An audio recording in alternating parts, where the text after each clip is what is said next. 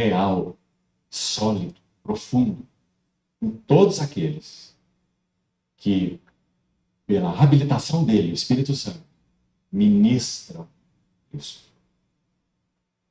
É aí que o Espírito Santo coloca o seu amor, o seu ser, e nada mais. Por quê? Nosso Senhor disse a respeito dele, João 16, ele me glorificou. Porque ele, o Espírito Santo, há de receber tudo que é meu e vou-lo-á e anunciar. Qual é o ministério do Espírito Santo? Revelar as glórias do nosso Senhor Jesus. Então, meus irmãos, sigamos com o texto de Daniel, capítulo 10, verso 8. Contemplei. É uma palavra mais forte do que vi essa grande visão. Contemplar significa parar detidamente para observar os detalhes e as minúcias do que foi visto. Então eu contemplei essa grande visão. Mais um passo tão necessário na vida de todos nós, servos e servas do Senhor. Não reforce-me. Na nossa cooperação pela graça do Senhor, para a edificação da sua casa, aí está um elemento essencial. A dificuldade do Espírito Santo conosco não é que nós somos fracos, é que nós somos fortes. Fortes em nós mesmos.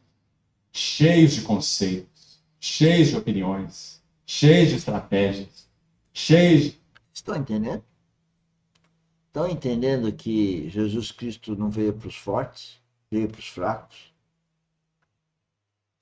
Muitas pessoas falam, tá tudo bem, tá tudo ótimo, tá bom, né? Eu sou forte, eu vou vencer, eu vou fazer acontecer, eu faço, eu aconteço, enfim. Opa, é o eu. Jesus Cristo, então, não precisa, você não precisa de Jesus Cristo, você já é o máximo. Você não está precisando de Cristo. Eu preciso de Cristo. Eu preciso de Cristo porque eu sou um trapo de imundície. Você não precisa de Cristo? Tá bom. Então não seja cristão. Você não precisa de Cristo, porque quem precisa de Cristo é cristão. Quem não precisa de Cristo não é cristão. Cristo veio para os fracos, não para os fortes. Pense nisso. Reflita. Quando você fala que é cristão, não é cristão. Né? Por quê? Porque ele não precisa de Cristo, porque ele vai ser cristão. de gosto ou não gosto. Dependentes de nossos próprios recursos, como temos falado tanto. Nós não podemos ser dependentes dos nossos próprios recursos. Na vida espiritual, nós não temos recurso nenhum se nós não estivermos nascidos de novo, se nós não formos orientados pelo Espírito Santo. Tantos esses recursos que usamos, não é? Mas olha o resultado de uma genuína contemplação de Cristo, de uma genuína visão celestial. Fiquei só, não restou força. De novo, vamos voltar para Paulo, no mesmo capítulo que citamos o texto agora mesmo, 2 Coríntios 12. 3 vezes eu orei ao Senhor por causa de uma fraqueza incomodativa em mim. Um espinho na minha carne, um mensageiro. Olha o que o Paulo falou, está lá na Bíblia. Eu vou falar rapidamente, imaginando que alguns não conheçam a vida de Paulo, discípulo. Primeiro que ele escreveu metade do Segundo Testamento, quase metade. Segundo, ele nasceu em família abastada, boa de grana, cultura, teve a melhor cultura, religioso, com grana, top.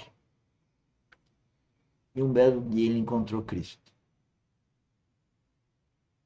Mudou tudo. E aí ele pede para Deus para tirar esse espinho da carne. Deus falou: não, Sabe o que é espinho na carne? Espinho na carne são os problemas que todos nós temos. Toda espécie é o nosso espinho na carne. E Deus coloca esse espinho na carne porque Ele quer que você veja como você é fraco. Que você depende dele, de Deus. Agora, se você fala que é forte, não depende de Deus, Ele põe espinho na carne e você não aprende, Ele te dá bufetão, Ele te dá as dificuldades que você está tendo na vida. E você continua achando que está tudo bem, que eu vou fazer, que eu vou ganhar, eu vou ter tudo eu. Então, você está perdendo a grande oportunidade da vida eterna. Para querer ganhar essa com seus esforços. Ou seja, espiritualmente você é um tolo. Ou eu já fui e sou um tolo. Porque às vezes eu quero dar murro em ponta de faca, querendo dizer que eu vou mudar a faca de posição, dando murro na ponta dela. Não vou. Ela não vai sair do lugar que ela está apoiada no mundo. Então não adianta mudar uma pessoa que está feliz no mundo. Eu já do mundo não tenho menor paixão pelo mundo. Lógico que eu amo as pessoas como Deus ama a todos nós. Mas eu estou falando que o primeiro amor é Jesus Cristo exatamente por saber amar as pessoas. Senão eu não sei amar nem os meus próprios filhos. Porque o que o mundo faz está totalmente em desacordo com o reino. Se o mundo é de trevas, se o mundo jaz no maligno, é isso. Mas ouça esses vídeos com amor que você vai entender via Espírito Santo. Abre o coração para o Espírito Santo. Ele quer habitar o seu coração. Ah, ele já habita? Que bom. Se ele habita, então vem aqui a treinar a vida espiritual e trazer outras pessoas. Porque nós somos do reino, nós precisamos trazer pessoas para dar glória ao nosso Pai Celestial. Vem conosco. Ele de Satanás que me esbofeteava. Eu entendia que aquilo me desabilitava de alguma maneira para tanto o que eu tinha que fazer. Você sabe que esse espinho pode ser interpretado de várias maneiras. Ninguém sabe exatamente o que significa esse espinho. Sabemos que Paulo tinha uma enfermidade infecciosa nos olhos, porque ele fala sobre aos Gálatas sobre isso. Mas talvez esse mensageiro de Satanás seja uma pessoa, que aonde Paulo ia, ele ia atrás. Quando Paulo partia para uma cidade e outra, ele chegava nessa cidade e procurava desfazer tudo o que Paulo fazia e tudo que Paulo pregava. Ele escreve assim aos Filipenses, estamos dizendo... Então esse exemplo aí de Paulo, que é o malfeitor, que seguia ele, falava mal, é o espírito maligno nessa pessoa para ser pedra de tropeço da outra. Eu, ao redor de todos os filhos de Deus, as pessoas mais próximas, cônjuges, filhos, muitas vezes são as pedras de tropeço, porque o inimigo invade a mente dessas pessoas. Se elas estiverem desprotegidas, sem a vida espiritual, que aqui tratamos na academia, treinamos, se ela está desprotegida, ela ataca o próprio pai, o pai ataca a própria filha.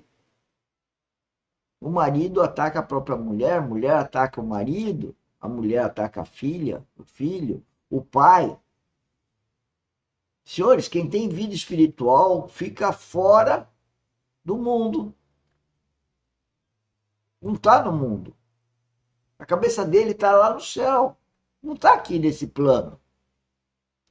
Eu, com as minhas palavras, é isso que eu posso dizer para vocês. E baseado na Bíblia e baseado no preletor, que é mais jovem do que eu, mas estudou muitíssimo mais do que eu.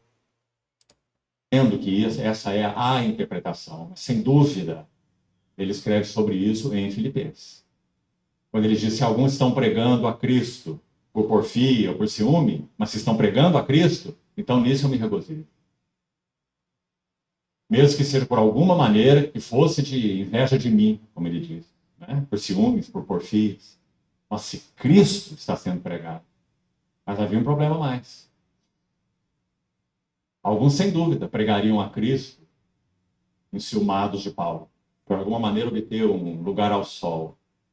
Vemos essa palavra, certo? Competindo com Paulo.